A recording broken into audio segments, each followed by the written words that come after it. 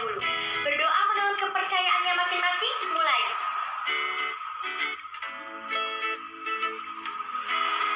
Alhamdulillah, pada pembelajaran kali ini masih bersama Ibu Ratna Rahayu Rosadi dari PLP Universitas Siliwangi pada pembelajaran PJOK. Apa kabar anak-anakku sekalian? Ibu harap kalian semua masih dalam keadaan sehat walafiat. Walaupun yang kita ketahui kita masih dalam pembelajaran daring dan masih dalam keadaan pandemi seperti ini. Dan Ibu selalu mengingatkan bahwa kalian harus selalu menjaga kesehatan, kebersihan, serta selalu menerapkan protokol kesehatan dimanapun dan kapanpun. Tidak lupa kalian juga harus selalu terus semangat dalam pembelajaran PJOK. Pada pertemuan kali ini kita akan membahas teknik dasar lompat jauh mulai dari awalan, tolakan saat melayang di udara, serta pendaratan. Namun sebelum kita ke teknik dasar lompat jauh, kita akan mengulas sedikit mengenai pengertian lompat jauh. Apakah yang dimaksud dengan lompat jauh?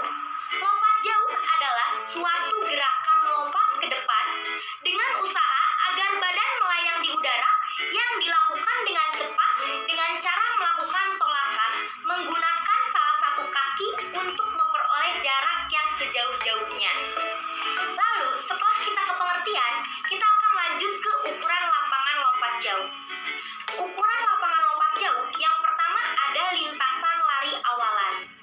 Panjang lintasan standar yang biasanya digunakan jumper untuk melakukan ancang-ancang sekitar 13 sampai 40 meter dengan lebar 1,22 meter sampai 1,25 meter. Kemudian ada papan tolak.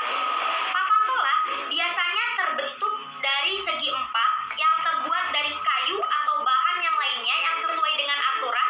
Kemudian yang diberi cat sebagai penanda, yang selanjutnya ditanam tak kurang dari 1 meter dengan jarak papan tolak dari tempat pendaratan yaitu sejauh minimal harus 10 meter. Nah, selanjutnya ada ukuran papan tolak. Perlu diketahui, ukuran papan tolak pun memiliki ukuran yaitu dengan panjang 1,21 sampai 1,22 meter dengan lebar 1,98 sampai 2,2 desimeter, sedangkan tebalnya yaitu mencapai 1 desimeter karena jangan terlalu tebal dan jangan terlalu tipis. Nah, itu adalah ukuran dari papan tolak. Selanjutnya, tempat pendaratan atau bak pasir. Tempat pendaratan ini biasanya memiliki lebar minimal 2,175 meter.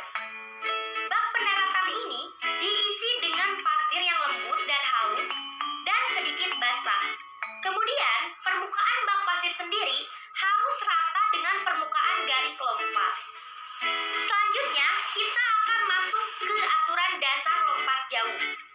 Yang pertama, saat akan melompat, harus dipastikan untuk tidak melewati batas garis pelanggaran atau batas garis depan. Jika menginjak atau melewati, maka dianggap melakukan pelanggaran dan jaraknya tidak akan dicatat sama sekali. Yang kedua, jarak lompatan dihitung dari bagian tubuh pertama yang menyentuh tanah. Artinya, jika salah satu badan menyentuh tanah, itulah yang pertama akan dihitung. Seperti bagian kaki, bagian tangan, atau bokong yang pertama menyentuh tanah. Yang ketiga, tidak diperbolehkan untuk melakukan jungkir balik atau melakukan lompatan pada saat melompat. Jika melakukannya, maka akan dianggap ilegal atau dianggap pelanggaran.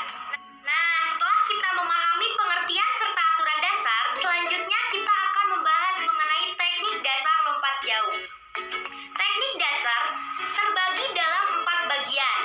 Yang pertama ada awalan, yang kedua tolakan, yang ketiga saat melayang di udara, dan yang keempat pendaratan.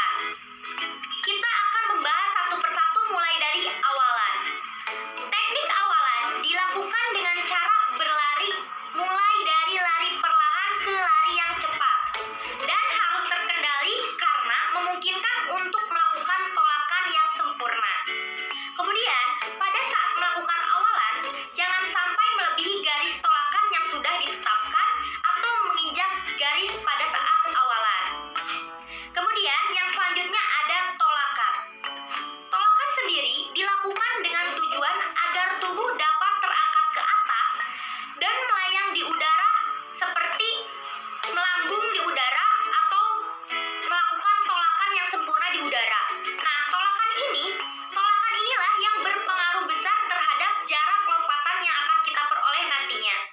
Kemudian saat melakukan tolakan, kaki kita harus ditekuk, kemudian salah satu kaki itu harus menginjak papan tolak, serta meluruskan tungkai setelah melakukan tolakan untuk lompat jauh. Selanjutnya kita akan membahas mengenai faktor yang dapat meningkatkan kemampuan teknik lompat jauh kita. Yang pertama ada awalan yang tepat, kemudian yang kedua penentuan irama lari, ketiga kemampuan tolakan dan lepas landas, dan keempat kemampuan gerak pada saat melayang di udara, serta pada saat pendaratan harus pas atau memiliki timing yang tepat. Selanjutnya kita masuk ke gaya yang terdapat pada lompat jauh. Yang pertama ada gaya jongkok atau gaya ortodok. Gaya ini sering digunakan karena gaya jongkok merupakan gaya yang paling mudah dilakukan dengan fungsi untuk mendapatkan kecepatan yang maksimal dan kemampuannya untuk dilakukan di jarak jauh. Biasanya, ancang-ancang lari dilakukan 40-40 meter. Kemudian kita akan masuk ke tahapan melakukan gaya jongkok. Yang pertama, pada saat awalan dilakukan dengan berlari secepat-cepatnya pada lintasan yang lurus. Selanjutnya, melakukan tolakan dengan tumpuan kaki yang paling kuat dengan salah satu kaki yang terkuat. Selanjutnya, pada saat melayang di udara, dilakukan menggunakan ayunan ke depan untuk membantu berat badan ke atas dengan posisi lutut yang ditekuk. Dan yang terakhir pada saat melakukan pendaratan. Pendaratan dilakukan dengan posisi kaki jongkok dan berat badan didorong ke depan dengan kedua lengan diluruskan ke depan. Hal ini supaya pada saat kita melakukan pendaratan, yang pertama mendarat adalah kedua kaki kita. Selanjutnya kita akan masuk ke gaya yang kedua. Gaya yang kedua ada gaya menggantung. Gaya lompat jauh yang digunakan atau sering digunakan karena tidak mengubah kecepatan larinya. Namun pada saat gerakan kaki diayunkan ke belakang, berat badan dilentingkan atau posisi badan dilentingkan dan melakukan pendaratan menggunakan dua kaki. Awalan dengan pendaratan sama seperti gaya jongkok atau gaya ortodok. Gaya menggantung di udara atau walking in the air. Cara melakukan gaya ini yaitu pertama melakukan awalan dengan lari secepat-cepatnya, kemudian pada saat melakukan tolakan, kaki seperti berjalan di udara. Pada saat di udara, kita seperti mengangkat paha kita, salah satu paha kita diangkat dan berjalan di atas udara. Selanjutnya, pada saat melakukan pendaratan dilakukan menggunakan dua kaki. Nah, itu dia materi pembelajaran mengenai teknik dasar lompat jauh mulai dari awalan, tolakan saat melayang di udara, serta pendaratan. Semoga bermanfaat. Alangkah baiknya sebelum kita mengakhiri pembelajaran ini, kita berdoa terlebih dahulu. Berdoa menurut kepercayaannya masing-masing.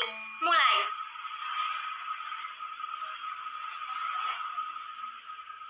Alhamdulillah,